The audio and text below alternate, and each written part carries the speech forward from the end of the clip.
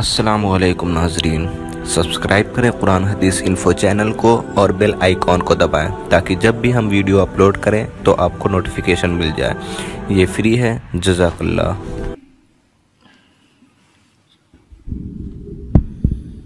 بسم اللہ الرحمن الرحیم الحمد للہ رب العالمین والصلاة والسلام على امام غر المیامین وعلى آلہ وصحبہ ومن سار على نهجه القویم اما بعد فأعوذ بالله من الشيطان الرجيم بسم الله الرحمن الرحيم رب اجعلني مقيم الصلاة ومن ذريتي ربنا وتقبل دعاء ربنا اغفر لي ولوالدي وللمؤمنين يوم يقوم الحساب۔ انتہائی قابل قدر لائق ست تکریم سامعین محترم، اللہ رب العزت ہم سب کے خالق و مالک ہیں، اور اس کا احسان عظیم ہے جس نے ہماری سعادت کی راہوں کا تعین کرنے کے لیے نوشتہ ہدایت قرآن مجید کو بھی نازل کیا،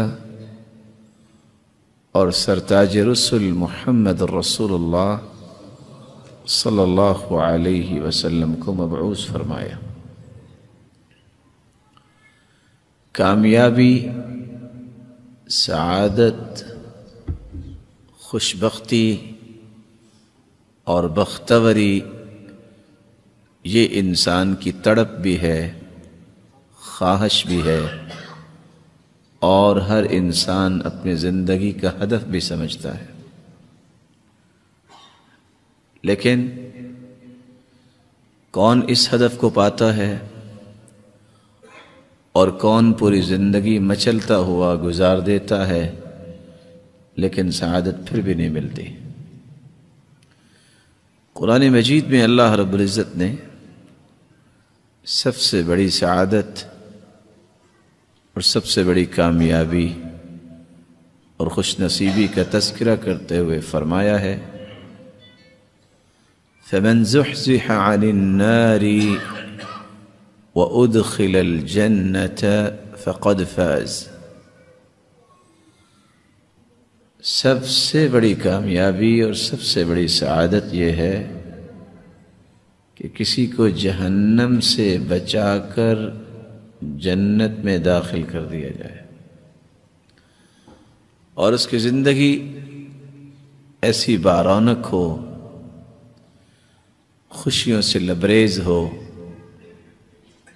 اس کی ہر پریشانی کو اللہ تعالیٰ اس کے لیے خوشی بنا دے۔ یہ اس وقت تک ممکن نہیں جب تک رسول اللہ صلی اللہ علیہ وسلم کے بتائے ہوئے اصولوں کے مطابق اپنی زندگی کے زاویوں کی ترتیب نہیں دیتا۔ آج ہماری گفتگو کا محور یہی چند اصول ہوں گے۔ کامیاب زندگی اور سعادت کی زندگی گزارنے کے لیے سب سے پہلا اصول یہ ہے، المداومۃ علی الفرائض، فرائض پر مداومت اور ہمیشگی، یہ میری دنیا کی لذت اور میری آخرت کی کامیابی ہے۔ یہی وجہ ہے صحابہ کرام کی زندگی میں سب سے واضح ترین پہلو جو ہمیں ملتا ہے وہ ہے فرائض کی پابندی۔ عمر رضی اللہ تعالی عنہ جب گورنروں کو اکٹھا کرتے تو سب سے پہلی بات یہ کہتے، ان اہم امورکم عندی الصلاة، فمن حفظها وحافظ عليها فقد حفظ دينه ومن ضيعها فهو لما سواه أضيع. آپ کی ذمہ داریوں میں سے سب سے مہم کام جو میں تجھ سے مطالبہ کرتا ہوں وہ نماز کا مطالبہ ہے. جس نے نماز کی حفاظت کر لی اور اس پہ مداومت کر لی، عبادت کے پہلوؤں کو خوبصورت بنا لیا، اس نے صرف نماز کی حفاظت نہیں کی بلکہ پورے دین کی حفاظت کر لی. اس لیے عمر رضی اللہ تعالیٰ عنہ یہ بھی کہا کرتے تھے من ہانت علیہ الصلاۃ کانت علی اللہ اہون. جس شخص کے نزدیک نماز کی وقعت ختم ہو جائے اور پرواہ نہیں کرتا، ایک تو اس نماز کی بھی وقت اللہ کے ہاں نہیں اور اس انسان کی بھی وقت اللہ کے ہاں ختم ہو جاتی ہے. من كانت همه هم الآخرة كفاه الله سائر همومه. اس لیے رسول اللہ صلی اللہ علیہ وسلم نے فرمایا جس نے اپنی زندگی کا غم آخرت کا غم بنا لیا. اللہ کے وعدے سچے ہیں. رسول اللہ صلی اللہ علیہ وسلم کا فرمان ہے زندگی کے بقیہ سارے غموں کو اللہ رب العزت خود دور فرما دیتے ہیں. ومن كانت همه الدنيا، اور جس کا غم دنیا کا ہی بن جائے، اس کو آخرت کی فکر نہیں ہے، لم يبال اللہ به فی ای اودیتها ہلک، اللہ تعالیٰ کو ایسے انسان کی پرواہ ہی نہیں جہاں چاہے مر جائے وہ. کیوں؟ اس کو اللہ رب العزت کی عظمت کا اعتراف نہیں. اللہ تعالیٰ کو بھی ایسے انسان کی ضرورت نہیں. رسول اللہ صلی اللہ علیہ وسلم نے جو ترتیب فرائض کی پابندی کی صحابہ کرام کو سکھائی، پھر صحابہ کرام نے سلف صالحین کو سکھائی، اس ترتیب کے چند پہلو غور سے سننے والے ہیں.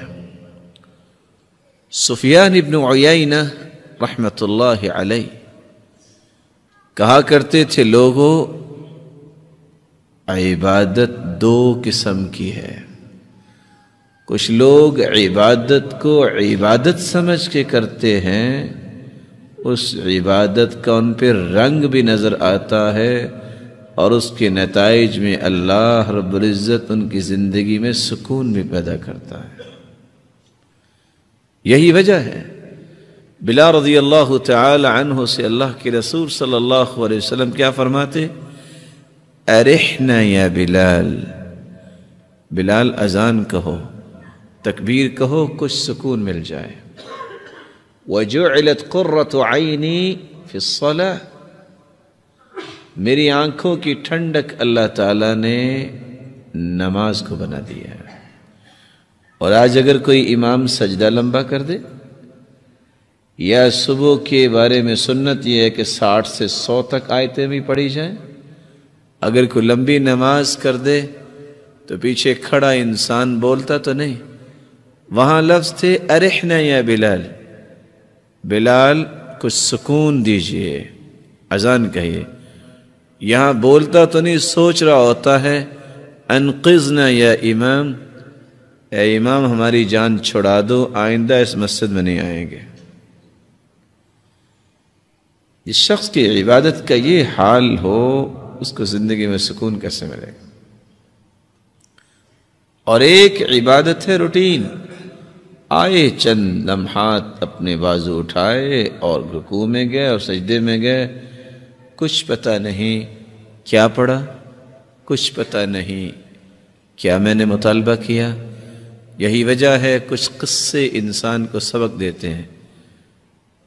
عصر کی نماز امام نے پڑھائی، 3 رکعتوں کے بعد سلام پھیر دیا۔ انسان ہے، بھول جاتا ہے۔ پہلی صف، دوسری، تیسری، کوئی نہیں بولا۔ پیچھے سے آواز آئی، جناب 3 رکعتیں آپ نے پڑھی ہیں۔ اچھا بھائی، آپ کو کیسے پتہ چلا؟ پہلی صف والوں سے، دوسری تیسری سے پوچھا، سب کہتے ہیں نہیں 4 پڑھی۔ اچھا جی، آپ کو کیسے پتہ چلا؟ کہا پتہ کیسے چلنا ہے، میں ہر روز عصر کی نماز پہ 4 رکعتوں میں اپنی 4 دکانوں کا حساب کرتا ہوں، میری ایک دکان بچ گئی ہے۔ اس کو یہ فکر نہیں ہے کہ میری 4 رکعتیں نہیں ہوئی، اس بیچارے کو وہ کسی اور زاویے میں زندگی گزار رہا ہے، اس کی ایک دکان بچ گئی ہے۔ اور ان تینوں کو بھی پتہ نہیں چلا، کیوں؟ روٹین ہے۔ عبادت سمجھ کر جو عبادت کرتا ہے، سفیان ابن عیینہ کہتے ہیں جو عزت نہیں کرتا عبادت کی، وہ عبادت کا حق ادا نہیں کرتا۔ وَمِن تَوْقِيرِ الصَّلَاةِ أَن تَأْتِيَهَا قَبْلَ الْإِقَامَةِ، اور نماز کی عزت و توقیر کیا ہے؟ تم اقامت سے پہلے آؤ، تم صف میں کھڑے نظر آؤ۔ صحابی کہتے ہیں اپنے بیٹے سے، ادرکت الصلاة معنا، تم نے نماز پڑھی ہمارے ساتھ؟ قال نعم، نماز پڑھی۔ قال ادرکت التکبیرۃ الاولی، تکبیر اولا تم نے پا لی؟ قال لا، تکبیر اولا نہیں پا سکا۔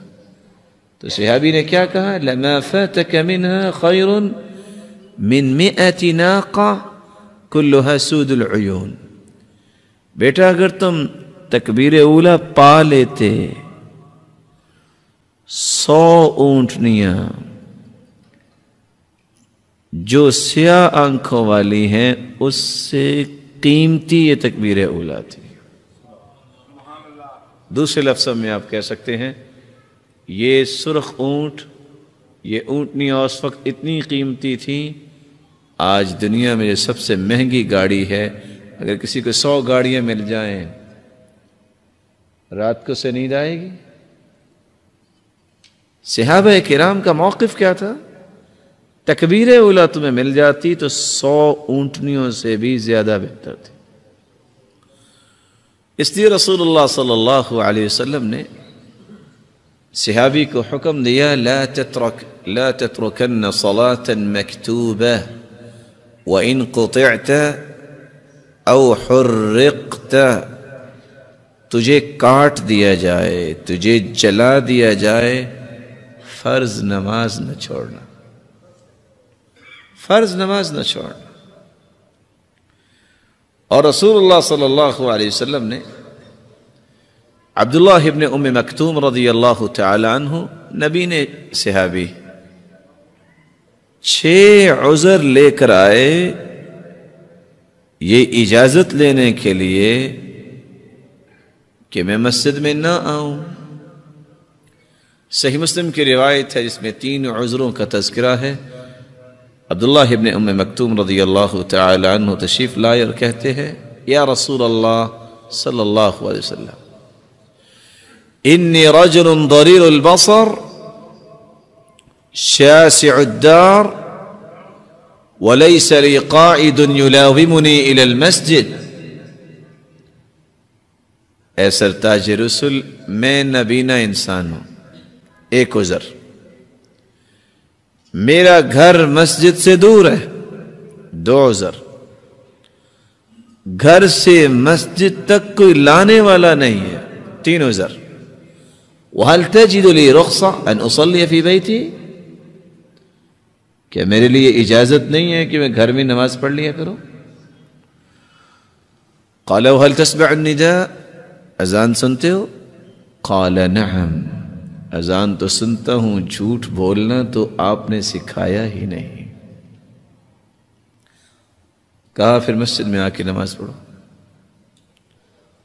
4تھا عذر لے کے پھر آ گئے، یا رسول اللہ صلی اللہ علیہ وسلم، ان بین بیتی و مسجدی نخلا و شجرا، میرے گھر اور مسجد کے درمیان درخت ہیں، جھاڑیاں ہیں، میں نبینا انسان رات کی تاریکی میں نکلوں، کسی درخت اور جھاڑی سے الجھ جاؤں، کیا بنے گا؟ اجازت نہیں ہے۔ قال وهل تسمع النداء، اذان سنتے ہو؟ قال نعم، اذان تو سنتا ہوں۔ کہا مسجد میں آ کے نماز پڑھو۔ پانچواں عذر لے کے پھر آئے، یا رسول اللہ صلی اللہ علیہ وسلم، ان المدینة کثیرۃ الہوام والسباع، مدینے کے اندر جانور ہیں، درندے ہیں، میں نبینا انسان ہوں، رات کو نکلوں، کوئی جانور اپنا ذوق پورا کر لے، کوئی درندہ اپنا ذوق پورا کر لے تو میرا کیا بنے گا؟ قال وهل تسمع المؤذن في البيت الذي انت فيه، جس گھر میں رہتے ہو وہاں مؤذن کی آواز پہنچتی ہے؟ قال نعم، کیوں نہیں؟ فرمایا پھر مسجد میں آ کے نماز پڑھو۔ چھٹا عذر لے کے پھر آ گئے اور آ کے کھڑے ہو گئے اور کیا کہتے ہیں؟ یا رسول اللہ صلی اللہ علیہ وسلم، انا کما ترانی، آپ مجھے دیکھ رہے ہیں، قد ذهب بصری، میری آنکھوں کی بینائی جا چکی ہے، ورق عظمی ودبر سنی، میں بوڑھا بھی ہو چکا ہوں، اب تو میری ہڈیاں بھی باریک ہو گئی ہیں، اب بھی نہیں کہ میں گھر میں نماز پڑھ لیا کروں۔ قال وهل تسمع حي على الصلاة حي على الفلاح، آواز سنتے ہو کہ آؤ نماز کی طرف اور کامیابی کی طرف۔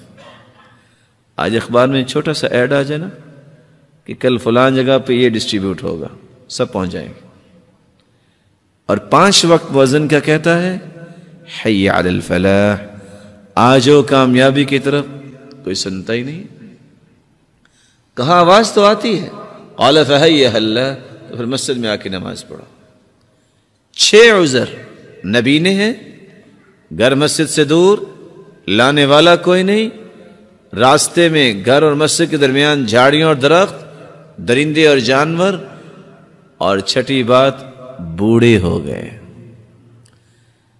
دیانت داری سے سوچئے، جس کو اللہ نے آنکھوں کی نعمت بھی دی، جگہ جگہ پہ مسجدیں اور 10 نعمتیں، کل قیامت کو 7واں عذر کون سا اللہ کے سامنے پیش کر کے اپنی جان چھڑائے گا، اور پھر بھی وہ نماز پڑھنے نہیں آتا؟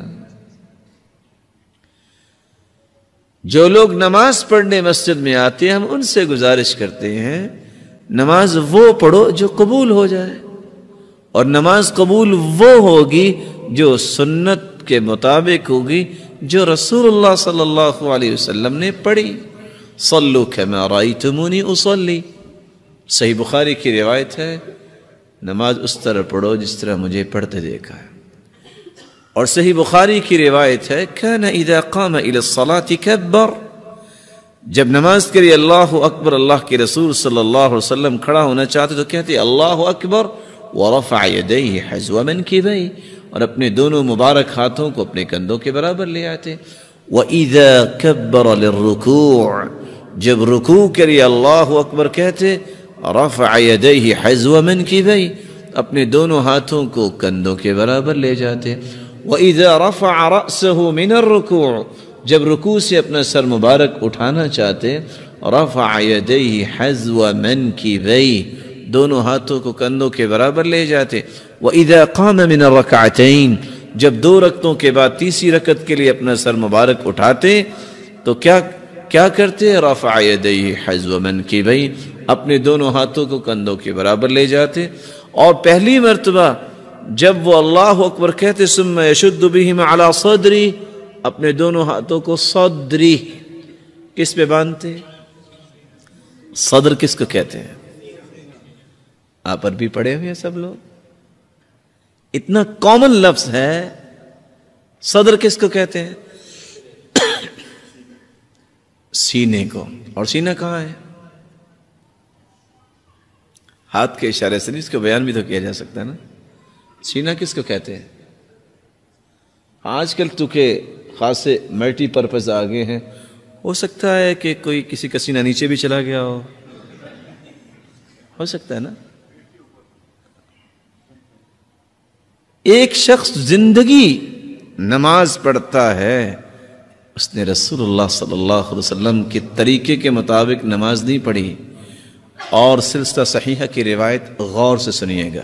ان الرجل لیصلی 60 سنہ، ایک انسان 60 سال نماز پڑھتا ہے. اس کا مطلب یہ نکلا اٹ مینز کہ اس کی عمر 70 سال ہے، کیونکہ 10 سال کی عمر میں اس نے نماز پہ مار کھانی ہے نا اگر نہیں پڑھتا تو. قیامت کا دن ہوگا وَلَا يُقْبَلُ مِنْهُ صَلَاةٌ، 60 سال نماز پڑھی لیکن قیامت کے دن ایک بھی نماز اس کی قبول نہیں ہوگی. بڑی خوفناک بات ہے. کیا ہو گیا؟ کیا اس نے وضو نہیں کیا؟ لا صلاة لمن لم يقرأ بفاتحة الكتاب، سورة الفاتحہ جو نہیں پڑھتا اس کی بھی نماز نہیں ہوتی. کیا اس نے سورة الفاتحہ نہیں پڑھی؟ کیا وہ نماز میں کھڑا ہو گیا اللہ کے علاوہ کسی اور کا نام لیا؟ نہیں. وہاں لفظ کیا ہے؟ لَعَلَّهُ يُتِمُّ الرُّكُوعَ وَلَا يُتِمُّ السُّجُودَ وَيُتِمُّ السُّجُودَ وَلَا يُتِمُّ الرُّكُوعَ، شاید کہ اس نے رکوع صحیح کیا سجدہ صحیح نہیں کیا، سجدہ صحیح کیا تو رکوع صحیح نہیں کیا. کیا بنے گا اس انسان کا؟ رسول اللہ صلی اللہ علیہ وسلم کے طریقے کے مطابق نہیں. اگر 210 روایتیں ایک چیز پہ آ جائیں کہ اللہ کے رسول صلی اللہ علیہ وسلم نے اپنے دونوں ہاتھوں کو کندھوں کے برابر اٹھایا، پھر رسول اللہ صلی اللہ علیہ وسلم نے ہاتھ کہاں باندھے، ایک ایمان قبول کرنے والا شخص جب یہ طریقہ اختیار نہیں کرتا تو پھر نماز کس کے لیے پڑھ رہا ہے؟ وہ آخر کس کے لیے؟ اس رب نے تو قبول کرنی ہے وہ نماز جو اپنے پیغمبر کو سکھائی. اس لیے جو مسجد میں آ جائے ان سے ہم گزارش کرتے ہیں کہ وہ سنت کے مطابق نماز پڑھیں. جو نہیں آئے ان کو مسجد میں لانے کی ہم گزارش کرتے ہیں. اور جو نماز پڑھتا ہی نہیں ہے اللہ تعالیٰ ہدایت نصیب فرمائے. اگر کتابیں کھولتے ہیں نا تو کتابیں بول کے کہتی ہیں ایسا انسان جو نماز پڑھتا ہی نہیں، جو نماز کہتا ہے ضروری نہیں ہے، یہ کون سی فرض ہے؟ یہ تو بھوکے لوگ پڑھتے ہیں جن کو کھانے پینے کو کچھ ملتا نہیں ہے تو وہ رو رلا کے اللہ سے کچھ مانگتے ہیں، میرے پاس تو سب کچھ موجود ہے، مجھے کیا نماز کی ضرورت ہے. تو کتابیں بول کے کہتی ہیں من ترک الصلاة متعمدا فقد کفر، جو معاند ہیں کہتے ہیں نماز ہے ہی نہیں، ضرورت ہی نہیں، تو کافر ہو جاتا ہے.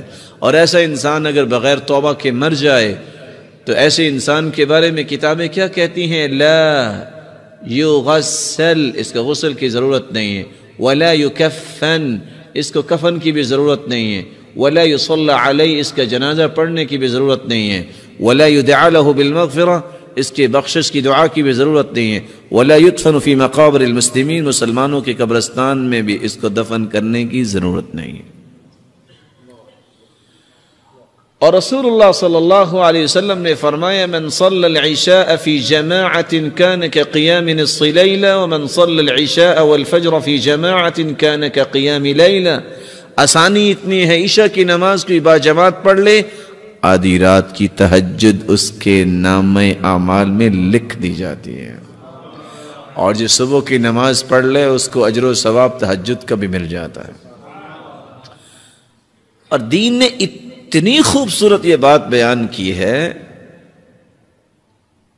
رسول اللہ صلی اللہ علیہ وسلم نے فرمایا من اتى فراشه وهو ينوي ان يقوم يصلي من الليل فغلبت عيناه حتى اصبح كتب له ما نوى وكان نومه صدقة عليه من ربه عز وجل. جو شخص رات سوتے وقت نیت کر لیتا ہے کہ میں صبح تہجد پڑھوں گا، انسان اگر نیت یہ کرتا ہے اے مالک الملک مجھے توفیق عطا فرما، رات کی تاریکی میں تیرے سامنے کھڑے ہونے کی لذتیں کچھ عجیب ہیں۔ اے اللہ یہ لذت مجھے بھی عطا کر دے اور تہجد کے وقت مجھے اپنے سامنے کھڑا ہونے کی توفیق دے دے۔ انسان سو گیا، وضو کیا، اذکار کیے اور سو گیا۔ فغلبت عیناہ حتی اصبح، نیند کا اتنا غلبہ ہوا صبح کی اذان ہوگی اور پتہ ہی نہیں چلا۔ اللہ رب العزت فرشتوں سے کہتے ہیں انا قیدت عبدی بقید من قیودی، سلایا تو میں نے ہے، یہ نیت کر کے سویا تھا نا، جو اس نے نیت کی، اس نے تہجد پڑھی ہے یا نہیں پڑھی، اس کے نامہ اعمال میں تہجد لکھ دو۔ وَكَانَ نَوْمُهُ صَدَقَةً عَلَيْهِ مِنْ رَبِّهِ عَزَّ وَجَلَّ، رات کی تاریکی میں لوگ صدقہ کرتے رہے، یہ تو سویا رہا، اس کی 4 یا 6 گھنٹے نیند کو ہی صدقہ بنا کے اس کے نامہ اعمال میں لکھ دو۔ اللہ وہ بھی ضائع نہیں کرتا۔ وَمَنْ صَلَّى الْفَجْرَ فِي جَمَاعَةٍ فَهُوَ فِي ذِمَّةِ اللَّهِ فَلَا تُغْفِرُ ذِمَّةَ اللَّهِ، جو فجر کی نماز با جماعت پڑھتا ہے وہ اللہ کی امانت و ضمانت میں چلا جاتا ہے۔ لوگوں اپنے ہاتھوں سے اپنے خود بخود اللہ کی ضمانت کو نہ توڑا کرو، فجر کی نماز با جماعت پڑھا کرو۔ وَمَنْ صَلَّى الْفَجْرَ فِي جَمَاعَةٍ ثُمَّ قَعَدَ يَذْكُرُ اللَّهَ عَزَّ وَجَلَّ حَتَّى تَطْلُعَ الشَّمْسُ ثُمَّ صَلَّى رَكْعَتَيْنِ كانت له كأجر حجة وعمرة تامة تامة تامة، جو صبح کی نماز با جماعت پڑھ لے، پھر اللہ کا ذکر کرے یہاں تک کہ سورج نکل آئے، 2 رکعتیں اٹھ کے پڑھ لیتا ہے، اللہ رب العزت مکمل مکمل مکمل حج اور عمرے کا ثواب اسے نصیب فرما دیتے ہیں۔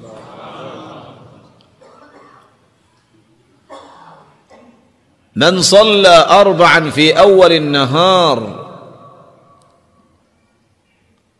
جو 4 رکعتیں پڑھ لیتا ہے، 2 4 6 یا 8 50 کی رکعتیں، على كل سلامة من احدكم صدقہ، دنیا کا امیر ترین آدمی یہ نہیں کہہ سکتا کہ 360 جوڑ ہے انسان کے کہ وہ ہر جوڑ کا ہر روز صدقہ دیتا ہے، لیکن صدقہ دینا ہے یجزی عنہا رکعت من الضحى، جو چاشت کے وقت جس کو صلاة الاوابین بھی کہتے ہیں، صلاة الاوابین حین رمضت الفصال وحین ترمض الفصال، جب اونٹنی کے بچوں کے پاؤں جلنے لگ جائیں تو یہ وقت ہوتا ہے صلاة الاوابین کا۔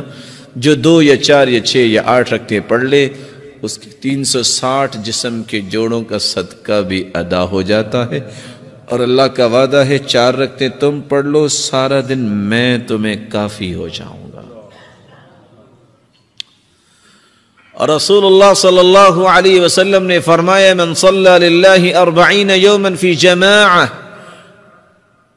يدرك التكبيرة الأولى كتبت له براءتان، براءة من النار وبراءة من النفاق، 40 دن جو تکبیر اولا کے ساتھ نماز پڑھ لے 2 انعام ملیں گے، جب تک زندہ رہے گا منافق نہیں ہوگا، جب فوت ہوگا تو سیدھا جنت میں چلا جائے گا۔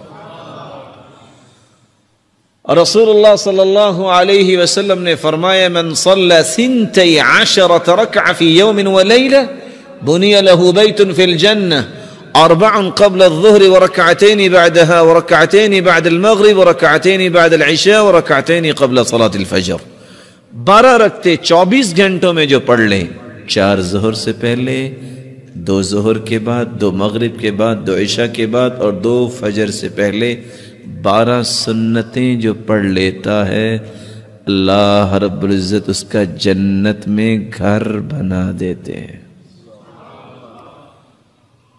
ساری دنیا کوشش کرتی ہے گھر بن جائے، اور بس اوقات ہوتا ہے گھر نہیں بنتا، قبر بن جاتی ہے۔ ایسی ہوتا ہے نا، بڑا سب سے فکر کیا ہوتا ہے بچوں کے لیے کچھ چھت بن جائے، وہ چھت تو بنتی نہیں ہے، مٹی کی چھت سر پہ آ جاتی ہے۔ اور یہ گھر دنیا کا نہیں ہے، کوئی 1 کنال 2 کنال کا، کوئی 10 کنال کا، یہ دنیا کا گھر نہیں ہے۔ جنت کے گھر کی تو مثال پیش ہی کیا ہم کر سکتے ہیں، لا عین رأت، کسی آنکھ نے آج تک ایسی نعمت دیکھی نہیں ہے، ولا اذن سمعت، کسی کان نے اس کا تذکرہ سنا ہی نہیں ہے، ولا خطر علی قلب بشر، جنت میں نعمتیں ایسی ہیں کہ کسی کے دل میں خیال آیا ہی نہیں ہے۔ وہ اتفاق سے امارات میں کچھ چند دینی پروگرام تھے. ایک شخص کہتا ہے جی فلاں وہ ہے جو خلیفہ ٹاور ہے نا بہت اونچا. نے کہا یہ تو دیکھ لیا ہے، جنت میں ایسی ہیں جو آج تک کسی نے دیکھی نہیں. جنت کا اور دنیا کا مقابلہ کیسا؟ اس لیے رسول اللہ صلی اللہ علیہ وسلم نے فرمایا ان فی الجنت لخیمۃ مجوفۃ من لؤلؤ. مکان نہیں، جنت میں جو خیمہ ہوگا نا وہ موتی کے اندر بنا ہوگا. موتی دیکھا ہوا آپ نے کتنا کو موٹا ہوتا ہے؟ آپ نے اتنا موٹا موتی دیکھا ہے؟ اللہ اکبر.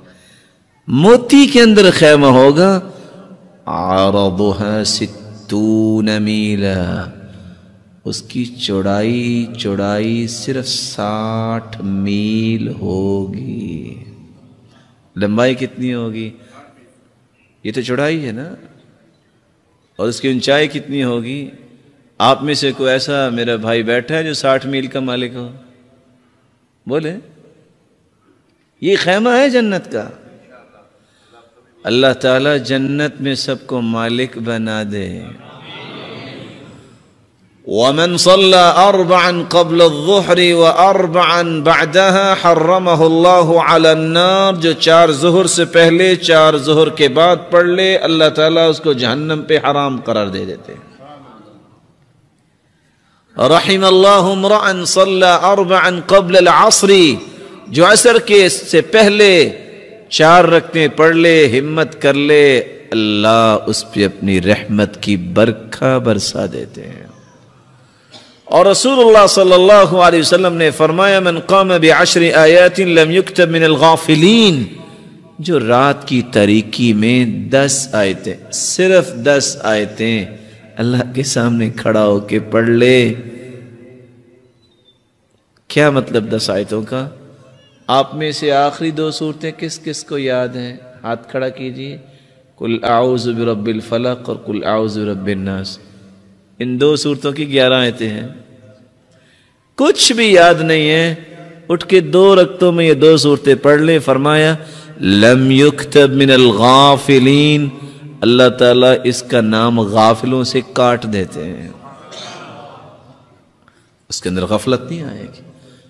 اللہ ہر ایک کے نصیبے میں فرمائے. عبداللہ ابن عمر رضی اللہ تعالی عنہ 14 سال کی عمر، خواب آ گئی. اور رسول اللہ صلی اللہ علیہ وسلم کا مزاج مبارک تھا. آپ صبح کی نماز پڑھاتے اور صحابہ سے کہتے ہر رأى احد منکم الرؤیا فلیقصها. کسی نے خواب دیکھا ہے تو مجھے بتائیں، میں تعبیر کرتا ہوں. ان کی بڑی خواہش تھی کہ مجھے خواب ہے، لیکن خواب ایسے تو نہیں آتے، وہ تو خود بخود ہی آتے ہیں نا. ایک دن خواب آ گیا، بھاگے آج میں بھی تعبیر پوچھوں گا. صحابہ کرام تشریف فرما تھے، وقت نہیں ملا. حفصہ رضی اللہ تعالی عنہ کے گھر پہنچے جو اللہ کے رسول صلی اللہ علیہ وسلم کی بیوی ہے اور ان کی بہن تھی. خواب پیش کیا کہ میں سویا ہوا تھا، آنے والے 2 آئے، مجھے اٹھا کے لے جا رہے تھے، سامنے آگ کے شعلے. میں ڈر گیا. آگے سے ایک شخص آیا اور کہتا ہے لم ترا، ڈرنے کی بات نہیں. آپ نے خواب کی تعبیر 4 کلمات سے کی. نعم الرجل عبد اللہ لو كان يصلي من اللیل. عبداللہ بہت اچھا ہے اگر تہجد کی پابندی کر لے. ان 4 کلمات هذه الكلمات الاربعه غیرت حیات عبداللہ ابن عمر. 14 سال کی عمر میں خواب آیا، 86 سال تقریباً زندہ رہے. نافع بیان کرتے ہیں کہ ہر رات عشاء کی نماز کے بعد پیالے میں پانی رکھ لیتے اور تہجد جب پڑھتے اگر اونگ آتی تو دوبارہ چہرے کو دھو لیتے. کبھی انہوں نے ناغہ نہیں پھر کیا. دوبارہ پھر خواب آ گئی، پھر بھاگ گیا. یا رسول اللہ صلی اللہ علیہ وسلم خواب آئیے، بتائیے. کہا ایک خوبصورت ریشم کا ٹکڑا ہے، میں اس کے اوپر بیٹھا ہوں. میں بیٹھا جدھر کو نظر اٹھاتا ہوں وہ اڑا کے مجھے جنت کی اس سائڈ پہ لے جاتا ہے. اگر میں دوسری طرف دیکھتا ہوں تو وہ اڑا کے مجھے جنت کی دوسری طرف لے جاتا ہے. فرمایا نعم الرجل عبد اللہ لو كان يصلي من اللیل بہت ہی اچھا ہے انسان عبداللہ اگر تہجد پہ پابندی کر لے. علیکم بقیام اللیل فإنہ دأب الصالحین قبلکم وہی قربۃ الی ربکم ومکفر للسیئات ومنہاۃ للآثام ومطردۃ للداء عن الجسد. لازم پکڑو رات کی نماز کو، یہ قربت کی نشانی ہے، یہ انبیاء اور صلحاء کا طریقہ ہے. اس سے گناہ معاف ہوتے ہیں، بلکہ انسان گناہوں سے بچ جاتا ہے اور جسم کی بیماریاں اللہ ختم کر دیتے ہیں. اور قرآن نے ایک راز بیان کیا ہے جو راز ہم میں سے ہر شخص چاہتا ہے. آپ میں سے کون شخص چاہتا ہے کہ میں بات ایسی کروں جس کا کوئی کاٹ نہ کر سکے؟ خواہش تو ہوتی ہے نا. میرا آفس ایسا ہو اس سے بڑا کسی کا آفس نہ ہو، خواہش تو ہوتی ہے نا. قرآن نے اس کا راز بیان کیا ہے. إن ناشئة الليل هي أشد وطئا وأقوم قيلا. إن ناشئة الليل، رات کو اٹھ کے نماز پڑھنا. جتنے بہادر لوگ اور بطل لوگ وہ ہوتے ہیں تہجد گزار، کوئی نہیں ہوتا. وأقوم قيلا، اور بات اتنی پختہ ان کی ہوتی ہے کہ کوئی کاٹ نہیں کر سکتا. اور کہنے والوں نے سچ کہا، اگر تہجد پڑھنے والا صالح انسان اس کے خلاف سوچ کے بھی جاؤ نا کہ آج میں نے بس کہنا ہے اور کہہ دینا ہے، وہاں جا کے زبان کھلتی ہی نہیں ہے. ہمت نہیں مانتا انسان، کیونکہ اللہ کی رحمت ہوتی ہے اس پہ، اور اللہ تعالیٰ نے اسے روحانی قوت دی ہے، ایمانی قوت دی ہے. دوسرا اصول المحافظۃ علی تلاوت القرآن. قرآن کی تلاوت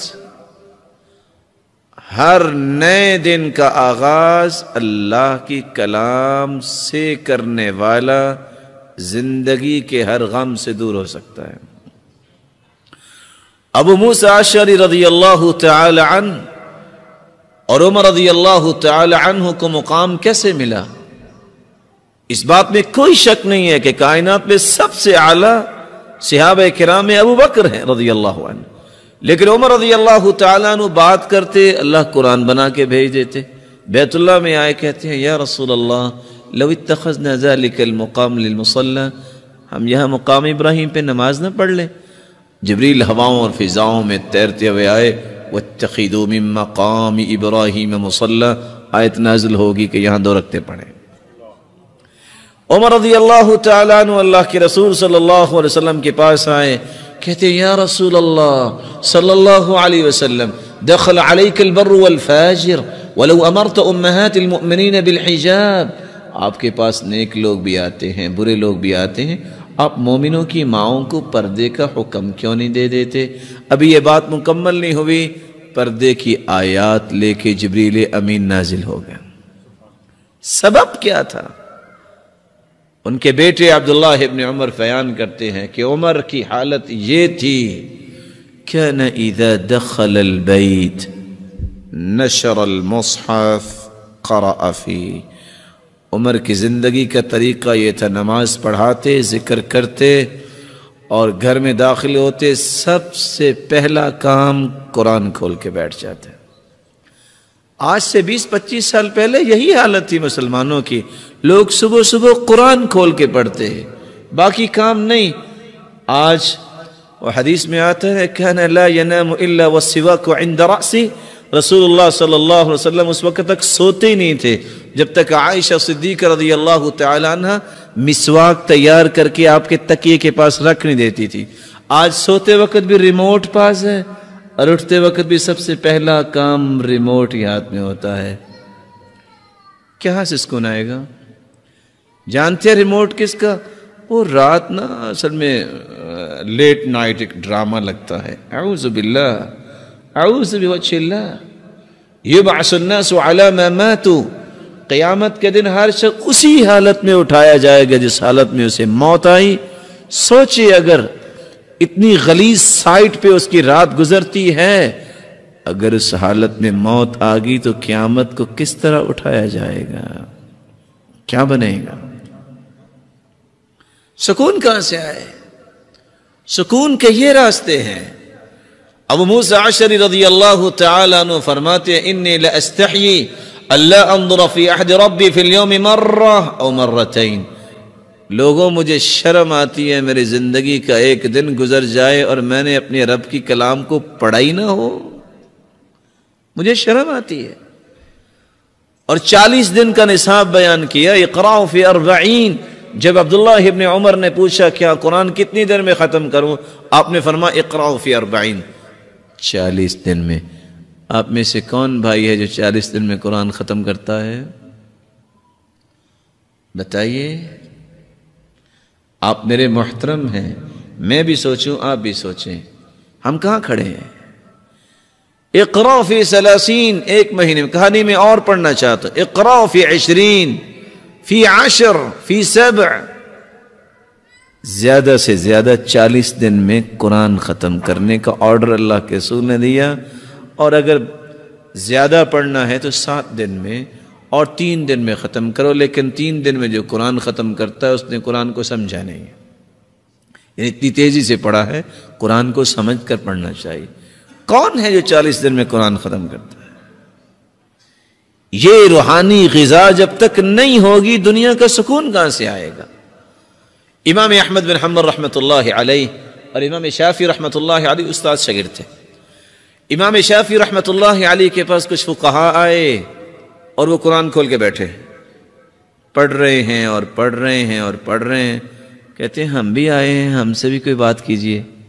کہتے ہیں قد شغلکم الفقہ عن القرآن، تمہیں تو فقہ نے قرآن سے مشغول کر دیا ہے مجھے لگتا ہے، میں تو قرآن کھول کے بسا اوقات عشاء کی نماز پڑھ کے بیٹھتا ہوں، اتنی لذت آتی ہے فما اطبقہ حتی الصباح، صبح کی اذان کا وقت ہو جاتا ہے اور قرآن بند کرنے کو جی نہیں چاہتا۔ یحییٰ بن معاذ سے کسی نے پوچھا آخری سانسوں میں ہو کوئی خواہش؟ کہتے ہیں 2 خواہشیں، اشتہی من الدنیا شیئین بیتا خالیا ومصحفا جید الخط اقرأ فی، 2 ہی خواہشیں ہیں، دنیا سے جا رہا ہوں، خالی گھر مل جائے، قرآن کا نسخہ مل جائے اور میں بیٹھ کے قرآن پڑھتا نظر آؤں۔ امام شافعی رحمۃ اللہ علیہ یہ استاد ہیں اور امام احمد بن حنبل رحمۃ اللہ علیہ شاگرد ہیں۔ اللہ شاگرد بھی ہمیں ایسا بنائے اور استاد بھی ایسا بنائے۔ امام احمد بن حنبل بیمار ہو گئے تو استاد امام شافعی یہ سن کے کہ میرا شاگرد بیمار ہو گیا وہ بھی بیمار ہو گئے۔ کسی نے پوچھا یہ کیا؟ کہتے ہیں میں دیکھتا ہوں کہ اللہ نے جو اس کو صلاحیت دی ہے، جو کام میں نہیں کر سکتا شاید اللہ اس سے لے لے۔ آج ہم تو کہتے ہیں نا نہیں میرا شاگرد مجھ سے اوپر جائے، یہ نہیں ہو سکتا۔ اور عبداللہ بن عباس کیا کہا کرتے تھے؟ کسی نے پوچھا 18 سال کے بچے ہو، 65 سال کے لوگ تمہارا فتویٰ مانتے ہیں، راز کیا ہے؟ کہا پہلا راز اللہ کی رحمت، دوسرا راز اللہ کے رسول کی دعا، اور تیسرا راز جب میں پڑھانے بیٹھتا ہوں نا تو میں کہتا ہوں یا اللہ مجھ سے سیکھنے والوں کو مجھ سے بھی بڑا عالم بنا۔ کتنا پیارا دل ہے۔ ہم کہتے ہیں بڑا ضرور بنے، لیکن نہیں مجھ سے نہیں بڑا بننا چاہیے۔ شکر کرو اللہ نے ایسا تمہیں موقع دیا کہ تمہارے شاگرد تم سے اچھا کام کریں، اس بات میں خوشی ہونی چاہیے۔ خیر امام شافعی رحمۃ اللہ علیہ کو دعوت دی امام احمد بن حنبل نے، وہ گھر آئے، انہوں نے کہا بیٹا، اپنی بیٹیوں سے کہا کہ میرے استاد وہ آ رہے ہیں جس کے اندر 2 کوالٹیاں ہیں، ایک تہجد گزار ہے، ایک نہ کھانا بہت تھوڑا کھاتے ہیں۔ آج ہم کوالٹی کیا بیان کرتے ہیں؟ کھانا بہت کھاتا ہے، اور حدیث کیا کہتی ہے؟ بحسب ابن آدم لقیمات یقمن صلبہ فإن كان لا محالہ فثلث لطعامه وثلث لشرابه وثلث لنفسه، آدمی کے لیے اتنے ہی لقمے کافی ہیں کہ اس کی کمر سیدھی رہے۔ ہاں اگر بہت اچھا کھانا ہے کہیں اور کہتے ہیں کیا ٹیسٹی کھانا ہے، تو پھر تھوڑی سی سیگریگیشن اور کچھ ڈویژن اس طرح کر لو، پیٹ کا ایک حصہ کھانے کے لیے، ایک پینے کے لیے پانی کے لیے، اور ایک سانس لینے کے لیے۔ بادشاہ نہ بنو۔ کچھ لوگ بادشاہ ہوتے ہیں نا، کہتے ہیں تینوں ہی سے کھانے سے تو بھرو نا، پانی دائیں بائیں آ ہی جائے گا، اور سانس کی کون سی بات ہے آئے نہ آئے۔ البطر تذهب الفطن، زیادہ کھانا انسان کو کندزن کرتا ہے، یہ صلاحیت نہیں ہے۔ اگر اللہ نے کھانے کے لیے پیدا کیا ہوتا تو کم از کم ایک گائے اور بھینس جتنا تو پیٹ لگایا ہوتا نا، لیکن نہیں لگایا۔ تو جو اس کا لگایا نہیں ہے وہ اتنا بنانا چاہے تو عیب ہوگا نا۔ خیر وہ آ گئے، کھانا آج بھی عربوں کا مزاج ہے، اس وقت بھی تھا، پیش کر دیا سارے کا سارا کھانا۔ آج تو کوئی مہمان آ جائے نا، میزبان کو پتہ چل جائے ویسے اچانک سے تو وہ چہرہ موڑ لیتا ہے، بعد میں کیا السلام، اچھا آپ کب آئے؟ تو پہلے کیوں دوسری طرف دیکھ رہے تھے کہ کھانا نہ کھلانا پڑے؟ سعادت سمجھتے تھے لوگ، کھانا کچھ معمول سے زیادہ کھا لیا۔ بیٹیوں نے کہا یہ کیا؟ صبح دیکھا تو ابریق جس میں پانی تھا وضو کے لیے وہ بھی اسی طرح استعمال ہی نہیں ہوا۔ کہتے آپ تو کہتے تھے تہجد گزار رہی ہیں۔ آپ کو پتہ ہے کہ باپ اور استاد سمجھتا ہے کہ اس وقت پریشانی کیا ہے، وہ دیکھ لیتے ہیں کہ بیٹا اس وقت کس چیز میں مشغول ہے۔ کہا تھوڑے سے پریشان نظر آ رہے ہیں، کیا مسئلہ ہے؟ کہا پریشانی تو یہ ہے، میں سوال کرنا چاہتا ہوں۔ جی بولیے۔ یہ مسئلہ ہے۔ کہا یہ بتاؤ کہ کھانا کس نے پکایا تھا؟ کہا میری بیٹی نے پکایا تھا۔ وہ حافظ قرآن تو نہیں؟ کہا جی اس کا تو طریقہ یہ ہے کہ وہ کھانا پکانے کے لیے چمچ لگاتی ہے، جب کھانا رکھ دیتی ہے پکنے کے لیے اور قرآن کی تلاوت شروع کر دیتی ہے، ادھر کھانا پک جاتا ہے، ادھر 5 پارے منزل مکمل ہو جاتی ہے۔ کہا میں نے تو ایک لقمہ لیا تو اتنی لذت آئی، میں نے کہا چلو ایک اور لقمہ لے لیتا ہوں، اس میں اور زیادہ لذت آئی، میں نے کہا چلو ایک اور لقمہ لے لیتا ہوں۔ اسی طرح کرتے کرتے اتنا کھانا کھا لیا، پھر رات کے وضو سے عشاء کے وضو سے تہجد پڑھی اور صبح کی نماز پڑھی۔ یا ابا عمیر ما فعل النغیر، اس حدیث کو سامنے رکھا اور 90 مسائل کا استنباط کیا میں نے۔ آج جو ریموٹ ہاتھ میں ہو، موسیقی سننے والی بیٹی اور اخبار جہاں وقت ضیاء اور ڈائجسٹ پڑھنے والی بیٹی کھانا پکائے گی تو کیا اس کے کھانے میں برکت آئے گی؟ برکت تو آئے گی کہ جس کو اللہ نے توفیق دی ہے نماز پڑھنے والی اور قرآن پڑھنے والی، اس کے ہاتھ سے برکت آئے گی۔ یہی وجہ ہے کہ آج جگہ جگہ پہ ڈائیورس کیوں سنائی دیتی ہے؟ بازار سے کھانا کھانا جائز ہے، اس بات میں تو کوئی شک نہیں، لیکن سلف کیا کہتے تھے؟ جس گھر میں کھانا پکتا ہوگا نا اس گھر میں لڑائی نہیں ہوگی۔ آج اگر کھانا نہیں پکتا وہ کہتا ہے ٹھیک ہے مجھے بیوی کی کیا ضرورت، میں ہوٹل سے کھا لوں گا۔ کردار ادا کیا ہے گھروں کو توڑنے کا اس چیز نے بھی۔ اور گھر تو آپ کے سامنے بیوی وضو کرتی ہے، نماز پڑھتی ہے، آپ کو کیا پتہ جہاں آپ کھانا کھاتے ہیں کتنے نمازی ہیں وہ؟ لیکن ہم نے کبھی سوچا؟ سعادت سمجھتی تھیں وہ عورتیں کہ یہ نماز پڑھے گا، تجارت کرے گا اسلامی، میں اس کو کھانا پکا کے دوں اور اس کے اجر میں شریک ہو جاؤں۔ رسول اللہ صلی اللہ علیہ وسلم کا کھانا لے کے خدیجہ رضی اللہ تعالیٰ عنہ گھر سے نکلی اور پہاڑ پہ جا رہی ہیں۔ کہاں؟ غار حرا میں۔ عورت ذات، اس وقت گیس اور بجلی اور اوون کی سہولت تو نہیں تھی، لیکن ابھی وہ غار میں نہیں پہنچی، جبریل امین ہواؤں اور فضاؤں میں تیرتے ہوئے پہلے پہنچ گئے اور کیا فرمایا؟ یا رسول اللہ صلی اللہ علیہ وسلم ان هذه خدیجہ، یہ آپ کی زوجہ مطہرہ خدیجہ آ رہی ہیں، بیدها اناء فیہ طعام او شراب او ادام، اس کے پاس ایک برتن ہے، آپ کے لیے کھانا لے کے آ رہی ہے۔ پہاڑ پہ چڑھیں گی، سر میں درد بھی ہوگی، چکر بھی آئیں گے۔ فَإِذَا أَتَتْكَ، جب وہ آ جائے، فَقْرَ عَلَيْهَ السَّلَامَ مِن رَبِّهَا، اسے کہنا خدیجہ تیرا رب تجھے سلام کہتا ہے۔ وَمِنِّي، میں سرتاج ملائک ہوں، میری طرف سے بھی اس کو سلام کہنا۔ وَبَشِّرْهَا بِبَيْتٍ فِي الْجَنَّةِ مِن قَصَبٍ لَا نَصَبَ فِيهِ وَلَا صَخَبٍ، اور اس کو خوشخبری بھی دے دینا تیرا جنت میں اللہ نے گھر بنا دیا ہے جس میں نہ کبھی تھکاوٹ ہوگی نہ سر درد ہوگی۔ سعادت ہے۔ اگلے اصول کو بیان کرنے سے پہلے ایک چھوٹا سا وعدہ اگر آپ خوشی سے دے دیں تو لے سکتا ہوں میں؟ کون بھائی ہے جو وعدہ کرتا ہے کہ آئندہ زندگی ہر نئے دن کا آغاز قرآن مجید کی تلاوت سے ہوگا؟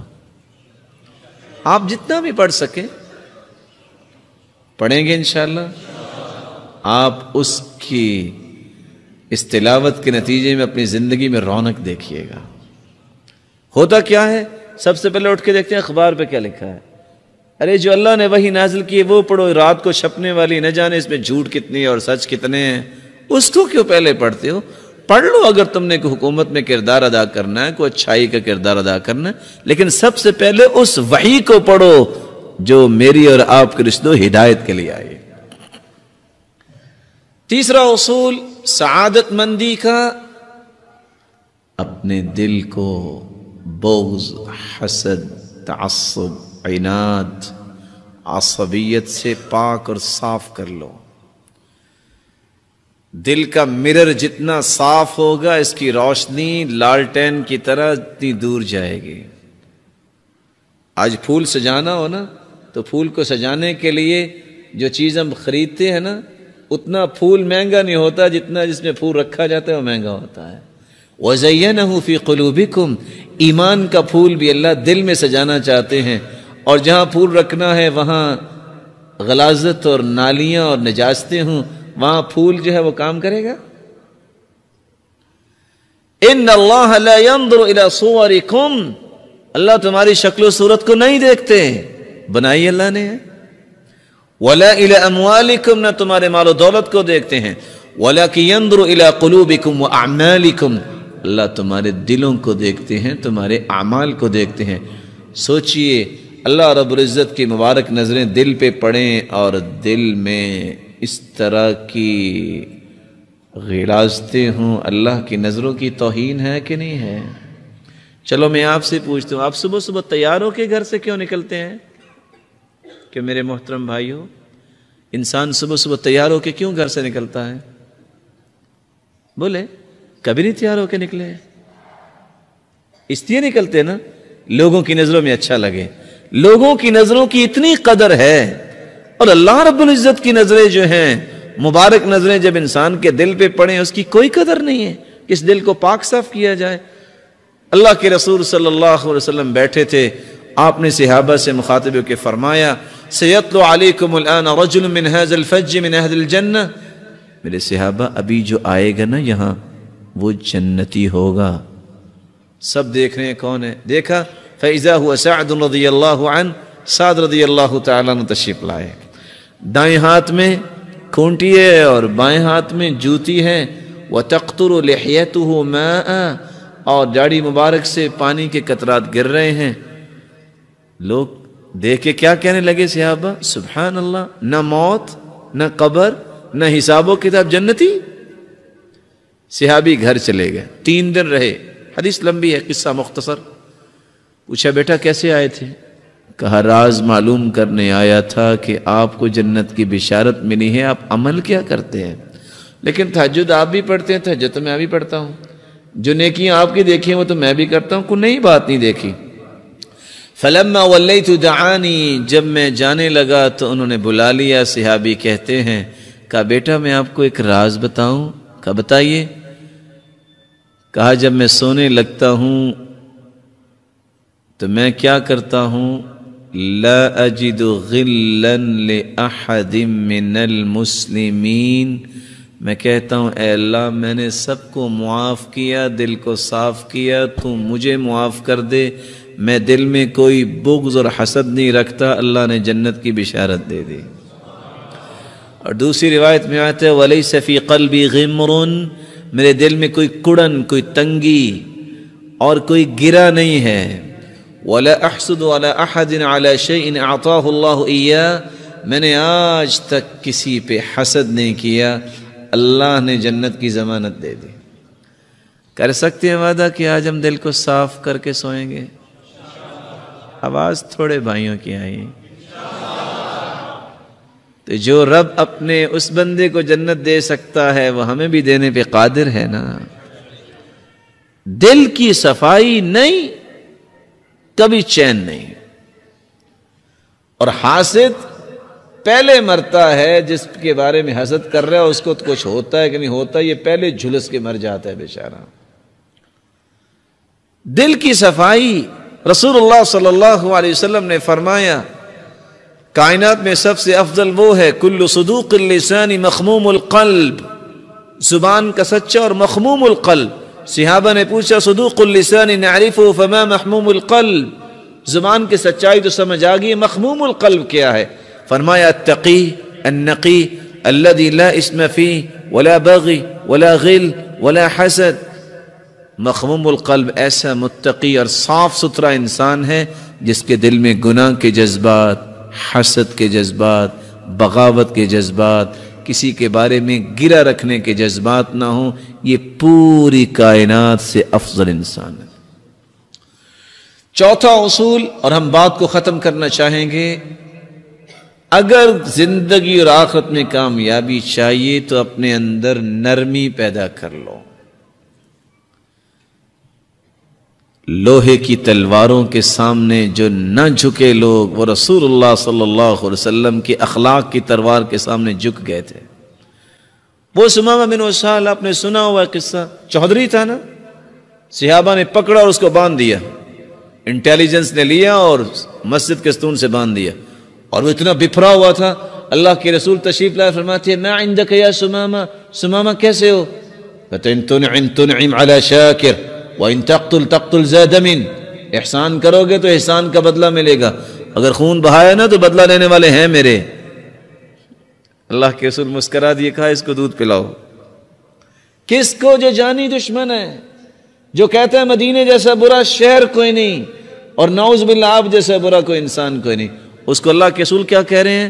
اس کو دودھ پلاؤ۔ آج کوئی گالی دے دینا، کوئی پانی نہیں پلاتا، دوسرے دن پھر آئے، تیسرے دن پھر وہی سوال وہی جواب۔ جب تیسرے دن آپ نے جواب وہی سنا، آپ نے فرمایا اطلقوہ، اسے چھوڑ دو۔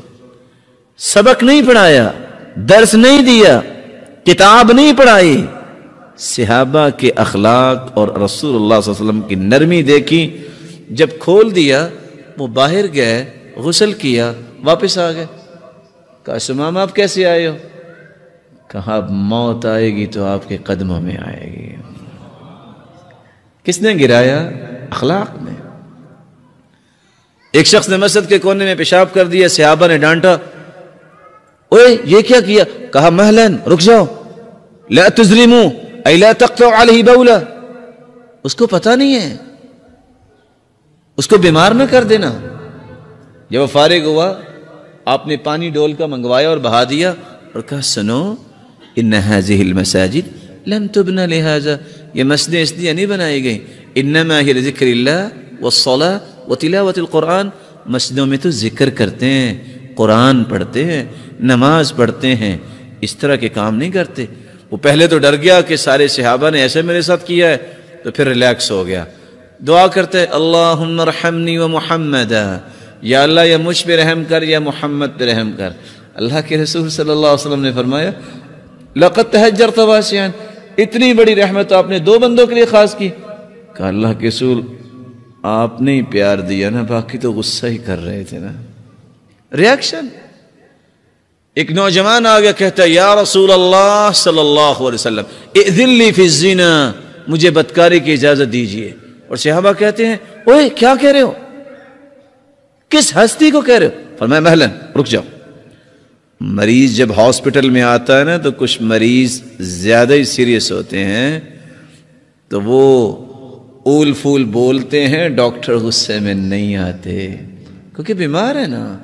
اور بسا اوقات مریض نہیں آتا، ڈاکٹر کو بھاگ کے جانا ہی پڑتا ہے۔ فدنا منہ، وہ تو وہاں ہی کھڑا رہا، خود اللہ کے رسول اس کے قریب ہوئے، اور ڈائیگنوز کرنے کے لیے ڈاکٹر طبیب بھی نبض دیکھتے ہیں اور مختلف انسٹرومنٹ استعمال کرتے ہیں۔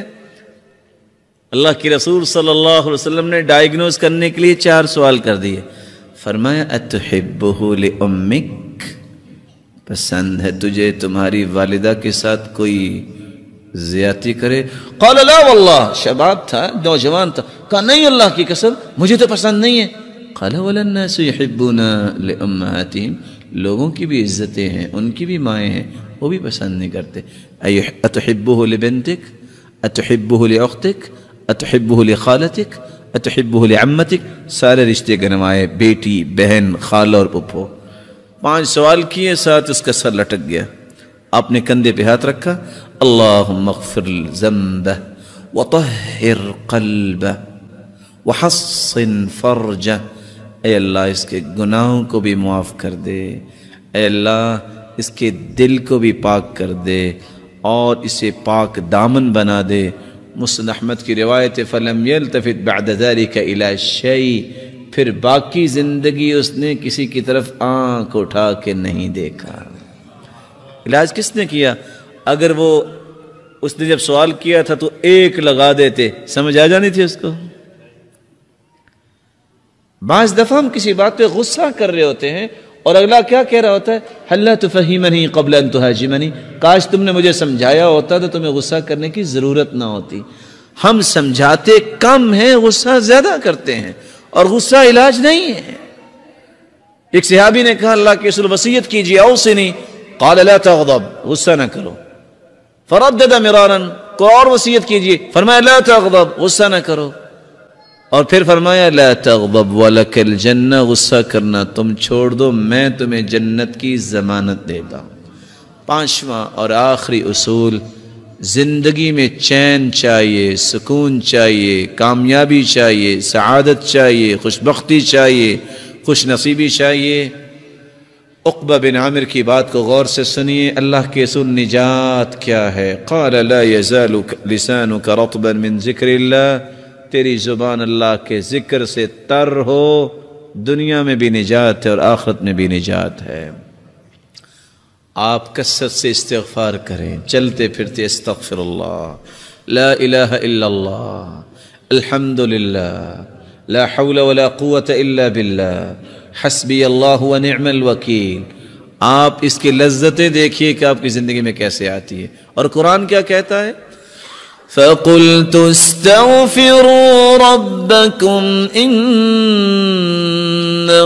كَانَ غَفَّارًا يُرْسِلِ السَّمَاءَ عَلَيْكُمْ مِدْرَارًا وَيُمْدِدْكُمْ بِأَمْوَالٍ وَبَنِينَ وَيَجْعَلْ لَكُمْ جَنَّاتٍ وَيَجْعَلْ لَكُمْ أَنْهَارًا مَا لَكُمْ لَا تَرْجُونَ لِلَّهِ وَقَارًا۔ استغفار تم کر لو، نقد انعام، سارے گناہ بھی اللہ معاف کر دیں گے، موسلا دار بارشیں بھی برسائیں گے، تمہارے پاس مال نہیں ہے تو مال بھی وافر دے دیں گے، اولاد کی نعمت نہیں ہے تو اولاد بھی دے دیں گے۔ تم سارے پھل تو کبھی کھائے نہیں تم نے زندگی میں کہ سارے پھل ہی گھر میں لے آئیں پوری منڈی اٹھا کے۔ تم استغفار کرو، اللہ تمہیں باغات کا ہی مالک بنا دے گا، تمہارے لیے نہریں جاری کر دے گا۔ بلکہ دوسری جگہ اللہ رب العزت فرماتے ہیں جس نے زندگی بھر سکون لینا ہے وہ کیا کرے؟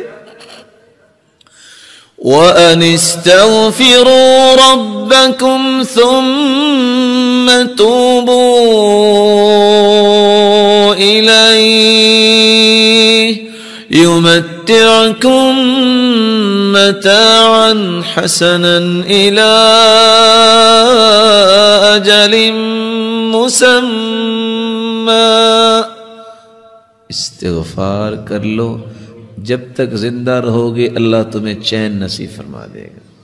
تم جسمانی کمزوری، مالی کمزوری، خاندانی کمزوری، ملی کمزوری کی شکایت کرتے ہو، ساری کمزوریوں کو قوتوں میں بدلنا چاہتے ہو تو اس کا علاج کیا ہے؟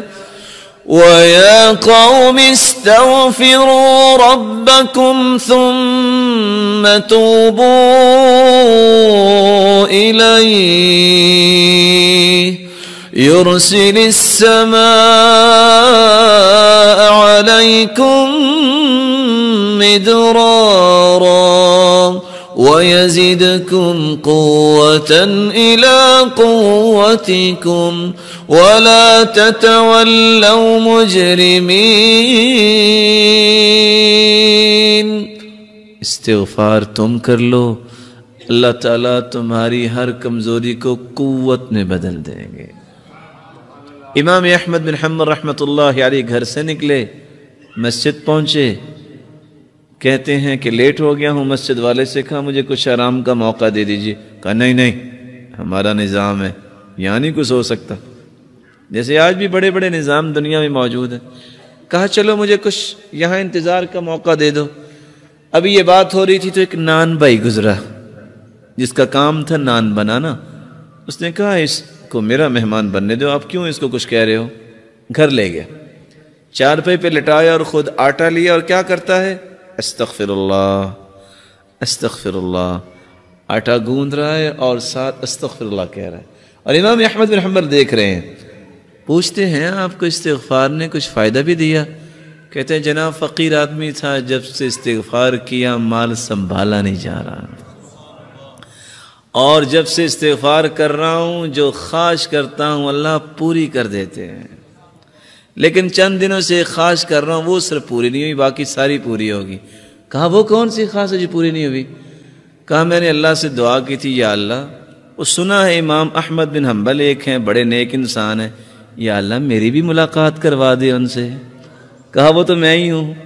وَقَدْ جُرِرْتُ إِلَيْكَ جَرًّا، آج میں گھر سے نکلا جیسے فرشتہ شاید تیرے ساتھ ملاقات ہی کروانے کے لیے مجھے لے کے آیا ہے۔ مَنْ لَزِمَ الْإِسْتِغْفَارَ جَعَلَ اللَّهُ لَهُ مِنْ كُلِّ هَمٍّ فَرَجًا وَمِنْ كُلِّ ضِيقٍ مَخْرَجًا وَرَزَقَهُ مِنْ حَيْثُ لَا يَحْتَسِبُ۔ جو کثرت سے استغفار کرتا ہے اللہ تعالیٰ اس کی تنگی کو آسانی بنا دیتے ہیں، اللہ تعالیٰ اس کی مصیبت کو خوشی بنا دیتے ہیں، اور وہاں سے رزق عطا کرتے ہیں جہاں سے اس کو کبھی گمان نہیں ہوا۔ اللہ کا ذکر یہ پانچواں اصول ہے کامیاب زندگی گزارنے کے لیے، اور کثرت سے درود پڑھنا۔ اللہم صلی علی محمد وعلی آل محمد کما صلیت علی ابراہیم وعلی آل ابراہیم انک حمید مجید۔ اللہم بارک علی محمد وعلی آل محمد کما بارکت علی ابراہیم وعلی آل ابراہیم انک حمید مجید۔ من صلی من امتک صلاة واحدہ، ایک مرتبہ جو درود پڑھتا ہے، انعام کتنے ہیں؟ 5۔ كتب الله له 10 حسنات ومحى عنه 10 سيئات ورفع له 10 درجات وصلى الله عليه وملائكته 70 صلاة فليقل عبد من ذلك أو ليكثر۔ جو ایک مرتبہ درود پڑھتا ہے 10 نیکیاں لکھی جاتی ہیں، 10 گناہ معاف ہوتے ہیں، 10 درجات بلند ہوتے ہیں، اور اللہ رب العزت 70 رحمتیں نازل فرماتے ہیں، اور اللہ کے نورانی فرشتے 70 مرتبہ اس انسان کے لیے بخشش کی دعا کرتے ہیں۔ وَمَنْ صَلَّى عَلَيَّ 10 مرات حين يصبح وحين يمسي أدركته شفاعة يوم القيامة، جو صبح اور شام 10 مرتبہ درود پڑھ لیتا ہے قیامت کو میری شفاعت کا مستحق بن جائے گا۔ اور اللہ کے رسول کے صحابی نے پوچھا میں دعا کتنی کروں اور میں کتنا درود پڑھوں؟ فرمایا تم جتنا بھی پڑھو اچھا ہے۔ کہا ایک ہی سا درود اور دعا ٹھیک ہے؟ فرمایا فَإِن زِدْتَ فَهُوَ خَيْرٌ لَكَ، اور زیادہ پڑھو۔ فرمایا آدھی دعا اور آدھا درود۔ کہا فَإِن زِدْتَ فَهُوَ خَيْرٌ لَكَ، اور زیادہ پڑھو تو بہتر ہے۔ کہا اگر میں درود ہی پڑھتا رہوں تو؟ فرمایا اِذًا تُكْفَى هَمُّكَ وَيُغْفَرُ لَكَ ذَنبُكَ، تیرے زندگی کے گناہ بھی سارے معاف ہو جائیں گے اور پوری زندگی کے غم بھی اللہ دور فرما دیں گے۔ میری اللہ سے دعا ہے اللہ تعالی ہم سب کو سعادت کی زندگی عطا فرمائے، ہمارے گناہوں کو معاف فرمائے، ہماری خطاؤں اور لغزشوں کو معاف فرمائے۔ اللہ رب العزت جو صاحب اولاد ہیں ان کے اولاد کو نیک بنا، دست و بازو بنا، آنکھوں کی ٹھنڈک بنا اور صدقہ جاریہ بنا۔ الہ العالمین جو کسی بھی مصیبت میں ان کی مصیبت کو خوشیاں بنا دے، کسی تنگی میں ان کی تنگی کو آسانیاں بنا دے، جو روحانی یا جسمانی بیمار ہیں ان کی بیماریوں کو شفاؤں میں بدل دے۔ الہ العالمین بے اولاد کی جھولیوں کو بھی بارونق بنا دے۔ الہ العالمین صاحب مال کے مال میں برکت فرما اور تقوی نصیب فرما، اور فتنوں اور آزمائشوں سے بچا، اور بے روزگار کو تونگر بنا دے، اور مخلوق کے غیبی خزانوں سے مدد فرما۔ الہ العالمین، جس طرح تیرے گھر میں آج جمع ہیں، ہم سب کو جنت الفردوس میں جمع فرما، اپنے محبوب کی رفاقت نصیب فرما اور اپنے دیدار کا مستحق بنا۔ وآخر دعوانا ان الحمد للہ رب العالمین۔